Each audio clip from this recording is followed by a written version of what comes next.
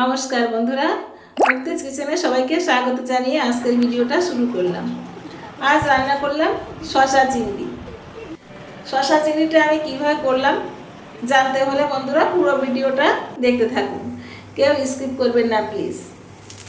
প্রথমে দেখুন শসাটা তো কেটে নিয়েছি, তারপর কড়াইয়ে দিয়ে শুকনো লঙ্কা ফোড়ন দিয়ে তার মধ্যে দিয়ে দিলাম কিছুটা পেঁয়াজ কুচি।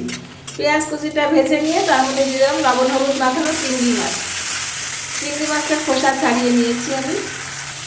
চিংড়ি মাছটা একটু ভেজে নিয়ে শসাগুলো দিয়ে দিলাম।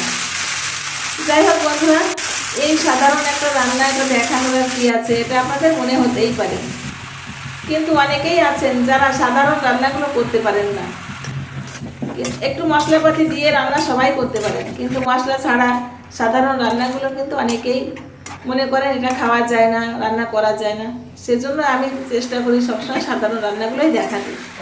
যাই হোক বন্ধুরা, আজকের এই ভিডিওটা যদি আপনাদের ভালো লাগে কমেন্টে একটু জানিয়ে দেবেন, একটা লাইক কমেন্ট শেয়ার করবেন।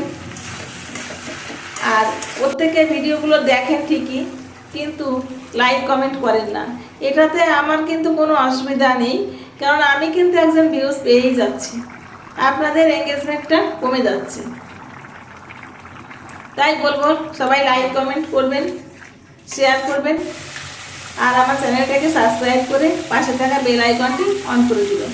আর যে সকল বন্ধুরা আমার চ্যানেলটাকে সাবস্ক্রাইব করেছেন সেই সকল বন্ধুদেরকে বলবো আপনাদেরকে অসংখ্য ধন্যবাদ জানাই।